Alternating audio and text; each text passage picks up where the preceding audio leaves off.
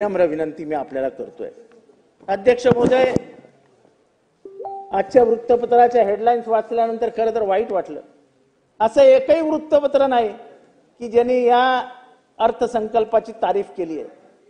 लोकमतची headline, दादांचा वादा अर्थाचा बांधा, घोषणांचा सुकाळ तरतुदींचा दुष्काळ, 45,811 कोटींच्या तुटींचा अर्थसंकल्प, निधी वाटपात शिवसेना पिछाडीवर, खर्चाचा बोजा 9,32,000 कोटीवर। 9,32,000 कोटी कशाला म्हणतात कर्ज? अध्यक्ष महोदय, नुसतं स्वप्न दाखवून नाही चालत हो। स्वप्नाची पूर्तता कशी होणार? स्वप्नाची पूर्तता करण्यासाठी म्हणून जो स्तोत्र हवी, त्या स्तोत्राचं काय? ती स्तोत्र तर कुठंच दिसत नाहीत। मला हा अर्थसंकल्प ऐकताना वाचताना एक दिसलं की आपण 5 स्टार संस्कृतीकडे जात आहोत। शेतकऱ्यांच्या प्रश्नांवरती लक्ष नाही, सर्वसामान्य गरीब माणसाच्या प्रश्नावरती लक्ष नाही, गरिबांच्या शिक्षणाकडे लक्ष नाही। म्हणजे गरीब मेला तरी चालेल, पण माझा मलबार हिलवरचा मित्र जगला पाहिजे, माझा पेडर रोडवरचा मित्र जगला पाहिजे, माझा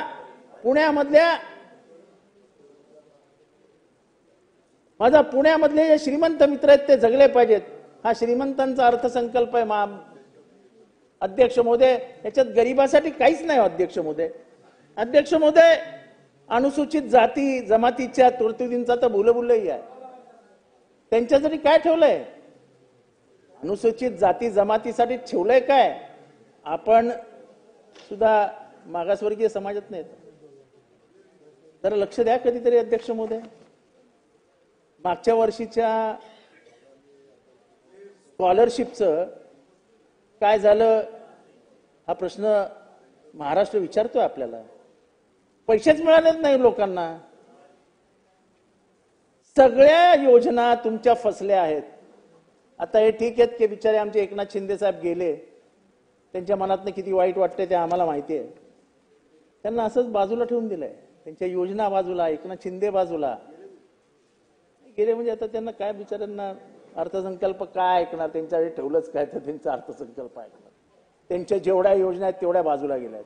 मला वाईट ह्या गोष्टीचं वाटतंय भुजबळ साहेब की तुम्ही कोरोनामध्ये एक अत्यंत चांगली योजना आणली गरीब माणसासाठी, 10 रुपयात काय शिवभोजन। आता यांना भोजनही मुश्किल झालं, गरिबांनी जेवूच नाही, गरीबाला भोजन मिळूच नाही, योजना कॅन्सल।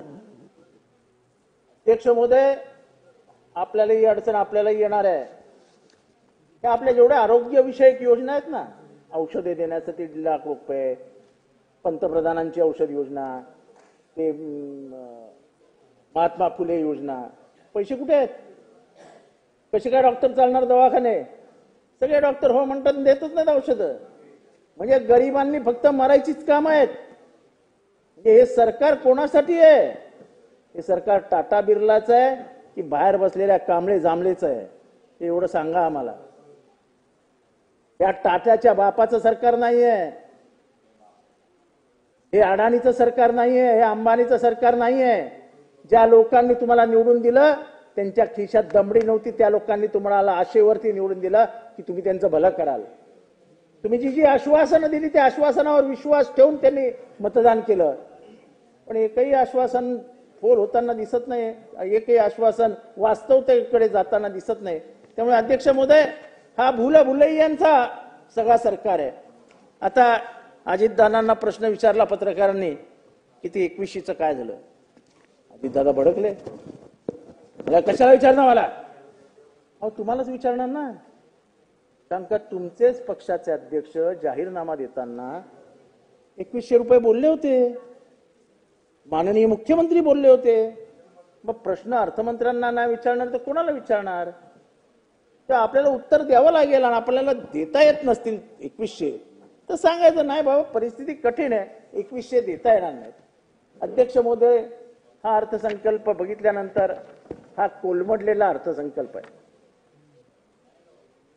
जरी तिन्ही पक्ष एकमेकांना हात लावत हा अर्थसंकल्प सांभाळण्याचा प्रयत्न करत असतील तरी ते काय खरं नाही। अध्यक्ष महोदय, 2 दिवसापूर्वी बातमी वाचली आपल्या पोटच्या पोराला साधा बूटही घेऊ शकलो नाही म्हणून मेलेलं बरं असं म्हणत एका शेतकऱ्याने आत्महत्या केली। नांदेडमध्ये बिलोली तालुक्यातील मिनकी या गावात एका 16 वर्षाच्या मुलाने शालेय साहित्य नाही म्हणून आत्महत्या केली। अध्यक्ष महोदय, त्यांनी आत्महत्या केली, त्याच्या पाठोपाठ त्याच्या बापानेही आत्महत्या केली।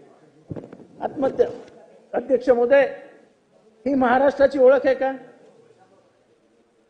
ही गरिबीमुळे माणसं मरतायत, गरिबीमुळे तरुण पोरं आत्महत्या करतायत आणि त्यांची आत्महत्या पाहून त्यांचा बाप आत्महत्या करतोय, हे महाराष्ट्राला शोभणारं नाही। अध्यक्ष महोदय, हे खयाली पुलाव पाहताना मला एक गुरुदत्ताच्या पिक्चरचं गाणं आठवलं। ये कुचे, ये नीलाम घर दिलकशी के, ये लुटते हुए कारवां जिंदगी के, कहाँ है मुहाफिज खुदी के, जिन्हें नाज है हिंद पर वो कहाँ है, जरा इस मुल्क के रहबरों को बुलाओ, ये कूचे ये गलियां ये मंजर दिखाओ, जिन्हें नाज है हिंद पर उनको बुलाओ, जिन्हें नाज है हिंद पर वो कहाँ है, वो कहाँ है, वो कहाँ है। या हिंदुस्थानवर नाज असलेली लोक कुठे आहेत हे सगळं बघण्यासाठी त्यांचे डोळे उघडे नाही आहेत का? अध्यक्ष महोदय, आपल्यालाच बघावं लागेल हे काय चालू आहे। अध्यक्ष महोदय, या राज्याची आरोग्य परिस्थिती फक्त भ्रष्टाचार आजच आलाय कुठेतरी। त्या कुठल्या तरी 100-150 शववाहिका आणि तेवढाच काहीतरी रुग्णवाहिका या पुण्यामध्ये पडल्यात। 32 कोटी का काय आजकाल कोटी बिटी मध्ये काय बोलायला अर्थ नाही, ते काय राहिलेलंच नाही। पण रुग्णवाहिका आणि शववाहिका या दोन्ही सडत पडल्या आहेत, सरकारला काही पडलेली नाही। इथे आपल्या गावातल्या लोकांना जर वेळ आली तर 4-4, 5-5 तास रुग्णवाहिका आणि शववाहिकेसाठी थांबावं लागतं, पण इथे मात्र रुग्णवाहिका सडत पडल्यात, त्याला काय करायचं? अध्यक्ष महोदय, अपेक्षित असता हा अर्थसंकल्प कसा असावा? मी आधीच सांगितलं होतं, इथल्या गोरगरिबांसाठी असावा, ज्याच्या तोंडाला अन्न मिळत नाही त्याला त्या आधार देणारा असावा। पण आम्ही मात्र रचना अशी केली आहे की आमचे सगळे उद्योगपती मात्र श्रीमंत होतील आणि त्यांच्या ताटात श्रीखंड पुरी जाईल आणि आमचे बाकीचे गरीब सहकारी हे फक्त डोळे उघडून बघत राहतील। अध्यक्ष महोदय, गरिबांबद्दल कुठलाही कणव नसलेला हा अर्थसंकल्प आहे। राज्याची आर्थिक स्थिती, हा अर्थसंकल्प म्हणजे एक आरसा असतो तुमची आर्थिक स्थिती दाखवण्याचा। मी आधीच सांगितलं की 9,32,000 कोटी रुपयाचा खर्च आहे। भांडवली खर्चातली तरतूद राज्य सरकारने कमी करावी लागली हे अर्थसंकल्पावरनं दिसतंय। गेल्या वर्षीच्या अर्थसंकल्पात भांडवली खर्च 13% होता, आता तो 11%वर आला। 11%वर का आला? असं काय झालं? याची काहीच उत्तरं नाही आहेत आणि या अर्थसंकल्पातनं काही उत्तरं मिळतील याची शाश्वती नाही आहे।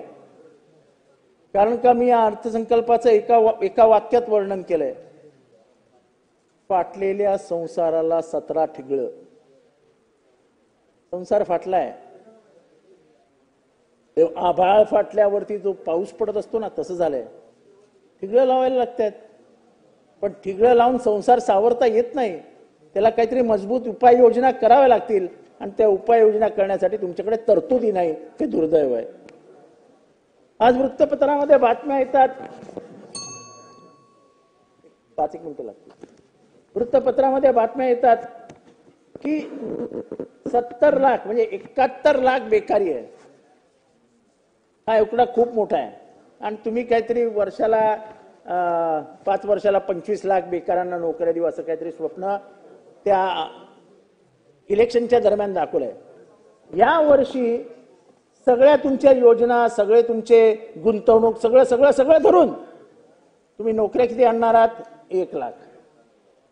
म्हणजे पुढचा तुमचा प्रवास जरी व्यवस्थित झाला तरी तुम्ही जास्तीत जास्त 5 ते 6 लाख नोकऱ्या महाराष्ट्राला देऊ शकाल। कुठे गेलं तुमचं 25 लाख रुपयांचं स्वप्न जे तुम्ही महाराष्ट्राला मतांच्या लालचेसाठी दाखवलं होतं? फक्त मतं घेण्यासाठी काय योजना असतात? त्या पूर्णत्वाला नेण्यासाठी सरकारची जबाबदारी नसते का? निवडून आल्यानंतर मी हा शब्द महाराष्ट्राला दिला होता, हा शब्द मी पूर्ण केला पाहिजे, याची थोडीशी तरी जबाबदारी सरकारमधल्या ज्यांनी ज्यांनी हे काम केलं होतं त्यांनी पार पाडायला हवी. अध्यक्ष महोदय, कर्जमाफी अख्खं भाषण शांतपणाने ऐकत होतो, नंतर बातम्याही वाचत होतो. अध्यक्ष महोदय, मी आपल्याला 5 मिनिटं मागितलेले, त्याच्यातली 4 मिनिटं झाली, 1 मिनिटं उरलाय आपलं. 1 मिनिटं झालं, 4 मिनिटं. हे वाजवू नका ना, वाजवलं की डिस्टर्ब नाही. तुमचा वेळ संपलाय. 3 वेळा बेल वाजवली. नाही अध्यक्ष महोदय, कंटिन्यू करा. मी तुम्हाला 4 मिनिटं मागितलेली, तुम्हाला 4 मिनिटं शांतपणाने वाजवू नका. बोला बोला बोला. तुम्ही वाजवू नका. मी 4 मिनिटं, आता वाजले 7:23, मी 24, मी बरोबर 6:29 बसीन. 4:37 झालेत, मी 4:41 बरोबर खाली बसीन. तोपर्यंत वाजवू नका. वाजवलं तर मी डिस्टर्ब होतं, मला त्रास होतो. इकडच्या बाजूनं 3-3 मिनिटात भाषण संपवली. अहो, त्यांच्याकडे 237 आहेत, आमच्याकडे 51 आहेत. चला घ्या. आम्ही 5च आहोत. वेळ वाया जातो. घ्या. पॉइंटेड प्रश्न मांडा. राज्याची सर्वात मोठी फसवणूक ही शेतकऱ्यांची झाली. अध्यक्ष महोदय, एक कर्जमाफी बद्दल एक चकार शब्दही अर्थसंकल्पात नाही. शेतकऱ्यांनी मतदान केलं नाही का अध्यक्ष महोदय? शेतकऱ्यांच्या प्रधानमंत्री सन्मान योजनेचे 3,000 रुपये वाढवण्याची जी घोषणा करण्यात आली होती त्याचा उल्लेख कुठे आहे? या अर्थसंकल्पात 45 शेतकऱ्यांना मोफत वीज या लोकप्रिय घोषणेचा अर्थसंकल्पात काहीच परिणाम झाल्याचं दिसून येत नाही. त्या अर्थसंकल्पाच्या आधी 0,0,0,0,0 सगळ्यांना 0,0,0,0 बिल दिले. मागच्या 1 महिन्यापासून शेतकऱ्यांची चर्चा केल्यावर म्हणतात बिल वाढूनच येते. आणि मग ते अधिकारी सांगतात जोपर्यंत तुम्ही बिल व्यवस्थित भरत नाही तोपर्यंत मागची योजना लागूच होणार नाही. असं खोटं काम करायचं कशाला फसवायचं त्या शेतकऱ्यांना, की जे शेतकरी तुमचे मतदार आहेत आणि त्याही पेक्षा तो या महाराष्ट्राचा पोशिंदा आहे. आता आमचे कोकाटे साहेब म्हणतात ते बरोबर आहे की काय शेतकऱ्यांना काय झाला 1 रुपयात देतो, भिकाऱ्याला पण मिळतं. जाऊ द्या, आता तुम्ही बोललात जाऊ द्या, तुम्ही बोलतच असता, तुमचा तो स्वभाव आहे. त्यामुळे शेतकऱ्यांबद्दल बोलताना मला इथे एक सांगावं असं वाटतं, हमें तो अपनों ने लूटा गैरों में क्या दम था. हमें तो अपनों ने लूटा गैरों में क्या दम था, मेरी कश्ती वहां डूबी जहां पाणी बहुत कम था. अध्यक्ष महोदय, आमचे म्हणून आम्ही यांना इथे आणलं, ते आमचे निघालेच नाही. अख्ख्या अर्थसंकल्पात एक वाक्य शेतकऱ्याबद्दल नाही, एक वाक्य माझ्या महिला भगिनींच्या 2100 बद्दल नाही. अरे कमीत कमी मी तुला देऊ शकत नाही ताई, पण तुला शब्द देतो तो पुढच्या वेळेस नक्की देईन, एवढी तर म्हणण्याची दानत ठेवावी. तर रागाने त्या पत्रकारांवर दौडायचं, मला काय विचारतो. अरे तुमची लोक बोलली होती ना, आम्ही थोडी बोललो होतो. तटकरे साहेब बोलले होते, आता शिंदे साहेब बोलले होते, त्याला काय अर्थ राहिला नाही. बिचारे शिंदे साहेबांचं काहीच ऐकायचं नाही ठरवलंय त्यांनी. पण ही पद्धत नाही ना, दिलेला शब्द पाळता येत नाही दादा भुसे, तर सांगायची दानत असावी की बाबा करू. आमच्या हातात सरकार आहे, 5 वर्ष आहे, आम्ही 240 आहोत, 240. आता ते म्हणाले की कोण भांडू शकतो, भांडण करण्याची ताकद पण कोणाच्यात ठेवलेली नाही. हे तर मान्य आहे की दादा भुसे कसे मनापासून हसले. भांडण करण्याची हिंमत कोणाची आहे काय? कोणाची आहे दादा?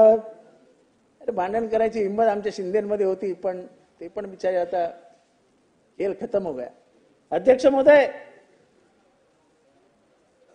ही ऐतिहासिक स्मारक, हे पाली, हे मी सगळं बोललेलो आहे. महिलाविषयीच्या धोरणाविषयी मी बोललेलो आहे. 2024च्या अर्थसंकल्पात 46,000 कोटींची तरतूद होती, तेव्हा तुम्ही हे सगळं करू शकले. 2025च्या अर्थसंकल्पात 36,000 कोटीची तरतूद आहे. याचा अर्थ काय धरायचा? तर एक तर तुम्ही महिलांच्या, आमच्या भगिनींच्या संख्येमध्ये कात्री लावणार आहात, त्यांची संख्या कमी करणार आहात, कठीण तरतुदी लावून त्यांना देण्यात येणारे ज्या पैसे आहेत ते कमी करण्याचा प्रयत्न करणार आहात. नाही, असं करून तुम्ही आमच्या महिला भगिनींना फसवणार आहात. त्यामुळे अध्यक्ष महोदय, हे आपल्या आगामी अर्थसंकल्पामध्ये जे 2100 रुपये तुम्ही देणार होतात ते काय तुम्ही पुढची 5 वर्ष देणार नाही, हे याच्यावरनं सिद्ध झालंय. कारण का तुमच्याकडे तेवढा पैसाच नाही. आणि खरं बोलायला शिका ना. अध्यक्ष महोदय, शिक्षणाविषयी आम्हाला काही वाटतच नाही. हजारोनी शाळा बंद पडत आहेत. एकट्या विदर्भामध्ये 1000 शाळा बंद पडणार आहेत. 1000 शाळा. कित्येक शिक्षक अधिकचे होऊन बाद होणार आहेत. पण आपल्या पोरींच्या पुढच्या आयुष्याचा आपण विचार करतो की नाही? म्हणजे महात्मा फुले, जो सावित्रीबाई फुले यांची नावं घ्यायची, त्यांना भारतरत्न द्या असं स्वप्न दाखवायचं महाराष्ट्राला आणि शिक्षणाचा खेळ खंडोबा करून टाकायचं. आपण शिक्षण मंत्री आहात. सीमाताई हिरे, आमदार सीमाताई हिरे. अध्यक्ष महोदय, शेवटची 2 मिनिटं आहेत. तेव्हा अध्यक्ष महोदय चांगला माणूस आहे, ग्रामीण विभागात काम केलेला शिवसेनेचा खंदा कार्यकर्ता आहे आणि आपणही जिल्हा परिषदेच्या शाळेत जाऊन आलेले आहात. ह्या शाळा बंद होणार नाही त्याची काळजी घ्या. महाराष्ट्र उद्ध्वस्त होईल. हा श्रीमंतांचा महाराष्ट्र नाही, हा गरिबांचाच महाराष्ट्र आहे आणि गरिबांना जिवंत ठेवायचा